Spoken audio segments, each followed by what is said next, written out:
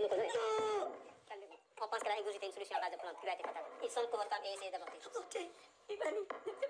Imani est une femme mariée, mère de 4 enfants. Elle souhaiterait prendre une contraception pour éviter une nouvelle grossesse qui mettrait sa vie en danger. Alors, le problème c'est quoi? C'est que son mari Abdel n'est pas du même avis. Que feriez-vous à la place d'Abdel? Seriez-vous du même avis ou bien que vous allez, vous, la permettre de prendre une contraception pour éviter une nouvelle grossesse qui mettrait sa vie en danger? Mettez-moi vos réponses en commentaire. Oui ou non? Si oui, pourquoi? Et si non aussi, pourquoi? Alors, Imani en a parlé à Abdel. Oui, mais Abdel qui reste toujours sur sa décision. Abdel dit quoi? Toi, tu as fait 3 fois césarienne, mais bon, tu en as eu que 4 enfants et pourtant ma mère en avait eu 8 et elle n'a jamais fait recours à la contraception. Et là, je souligne que ce n'est pas la même chose. Est-ce que vraiment sa mère, lui, il a pris le temps de se renseigner du comment sa mère a eu tous ces 8 enfants? Bon, on ne sait pas. Est-ce que vraiment elle a subi des césariennes? On ne sait pas et je ne pense même pas qu'elle ait subi ces césariennes. Et rappelons quand même que le temps passé, ou bien quand même l'Antiquité n'est pas la même chose qu'aujourd'hui. La santé que les parents là avaient, c'est pas la même santé. Voilà, je ne sais pas ce qui fait la différence et tout. Peut-être que c'est à cause des aliments, de l'alimentation, des trucs. Bon, on ne sait même pas, mais c'est pas la même chose. On est dans la modernité et tout change en fait. Hein? Et le fait qu'il soit têtu, qu'il tient toujours sur sa décision, qu'il reste toujours sur sa décision, a fait que après 2 mois plus tard, Imani s'est retrouvée enceinte, vu qu'elle ne peut pas supporter ça et que sa vie était en danger. Ce qu'elle a, voilà, la solution qu'elle a prise, c'est quoi? C'est d'avorter. Mais par la mauvaise voie, quoi. Elle a choisi une solution à base de plantes. Pourquoi? Bon, moi, je me disais pourquoi elle a choisi une solution à base de plantes. Et pourtant, il y a l'hôpital ici. Après, hop, je me suis dit, non, mais il nous faut 2 parties quand même. Il faut une partie tragique pour après en avoir une solution. Donc, si elle fait appel directement tout premièrement à l'hôpital, en fait, ce sera gâté, quoi. Donc, et mieux pour rester dans l'idée traditionnelle, l'idée du fait que Abdel soit plus traditionnel que moderne, on va faire appel à la solution à base de plantes, mais aussi de par l'occasion nous faire comprendre que ces solutions sont vraiment dangereuses, même s'il y a des gens qui disent que c'est réussi, on ne sait pas si vraiment c'est aussi fiable. Voilà qu'elle a utilisé la solution à base de plantes et qu'elle trouve la mort. La conséquence a été très atroce, très fatale quand même. Et Abdel qui se retrouve coupable, même s'il ne le dit pas, c'est très normal, c'est très évident qu'il se sente coupable, pas capable, mais quand même coupable, exactement.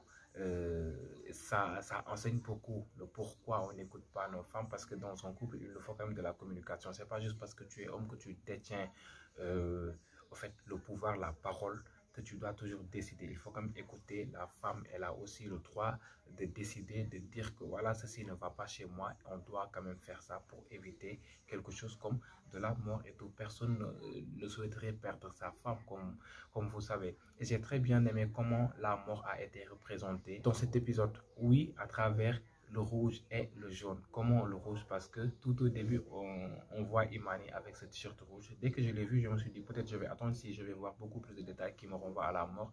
Cette fois-ci, on aura affaire à une scène où la fin sera carrément tragique, la tragédie dans le théâtre bien sûr. Et exactement, on avance, on voit cette robe avec du rouge toujours. On voit dans la chambre, les rideaux étaient rouges et lorsqu'elle a utiliser voilà, le remède à base de plantes toujours. Il y avait quand même, c'était la Croix-Rouge, je pense bien, qui était en rouge. Il y avait trop de rouge là-dedans. Et cette robe aussi qu'elle a mise, la robe en jaune, le jaune de la maladie, le jaune aussi de la mort, ça renvoie toujours à la mort. C'était très bien représenté, l'étalonnage, quoi. Et ceci est office de rappel à tous ces gens qui croient que toute maladie peut être soignée par les troncs d'arbres, par les racines et tout ça. Arrêtez avec ça. Pourquoi ñu defal ñu ay hôpital ci biir dëkk bi pourquoi ñoom ay médecins ay docteurs mais c'est pour que ñun ñuy faju yenn maladie yi nga xam ne bon pour ñuy faju exactement amul yenn maladie amul yenn voilà toute maladie doit être soignée quand même à l'hôpital même si nos parents nos grands-parents se soignaient par voilà, ces remèdes traditionnels. Ce qui explique ça, c'est quoi? C'est parce que dans l'Antiquité, bien quand même, autrefois, il n'y avait pas beaucoup trop d'hôpitaux et tout cela, les moyens ne suffisaient pas trop. Du coup, ils utilisaient les troncs d'arbres et ces genres de trucs. Et on a vu la tournure que ça devait prendre et que franchement, il n'y aurait pas eu cette fin tragique. Heureusement qu'il y a docteur Assiton que j'ai vraiment eu euh, le plaisir de la retrouver quand même hein, dans cet épisode 3. Et je vous laisse quand même suivre cela, comment elle a expliqué exactement comment ça devait se passer. Ce que je suggérais, c'est la pose d'un stérilet sans hormones, puisque c'est ça qui vous dérange. Et c'est la méthode la plus conseillée pour une femme qui a déjà eu 4 enfants.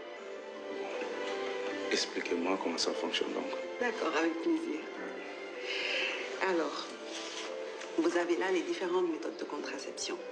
Il y a la plus connue, bien évidemment, le préservatif masculin.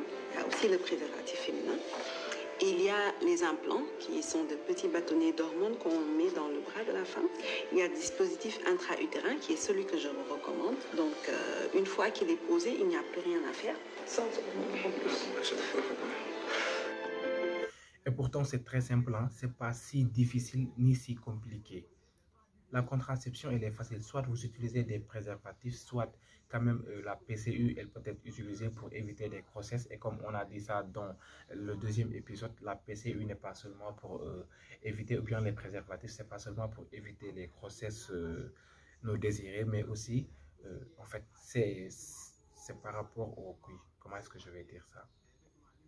Au préservatif, c'est pas juste pour éviter les grossesses non désirées, mais aussi ça nous permet de se protéger du VIH-Sida et aussi des IST, des infections sexuellement transmissibles.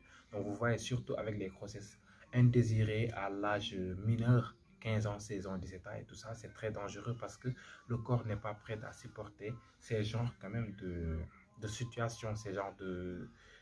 Comment est-ce que je vais appeler ça? Si on peut oublier le nom. En tout cas, c'est pas recommandé et nous tous savons que c'est pas quelque chose de bien. Et voilà, c'était tout ce que j'avais pour cet épisode 3, même si je n'y étais pas pour l'épisode 1 et 2. Vous pouvez retrouver beaucoup plus d'informations sur la page Facebook, Instagram et ici sur YouTube de C'est la vie. Ils vous partagent beaucoup d'informations. Et voilà, dans cet épisode 3, ils ont profité à donner plus d'informations sur l'allaitement. Et ces informations, je vous rappelle qu'elles sont aussi importante pour la femme et aussi pour l'homme parce que quand il s'agit de ménage, quand il s'agit d'affaires d'enfants et tout, c'est partagé à deux. C'est mari et femme, homme et femme, vous voyez. Donc on se donne rendez-vous très bientôt pour l'épisode 4. D'ici là, portez-vous bien. Bye.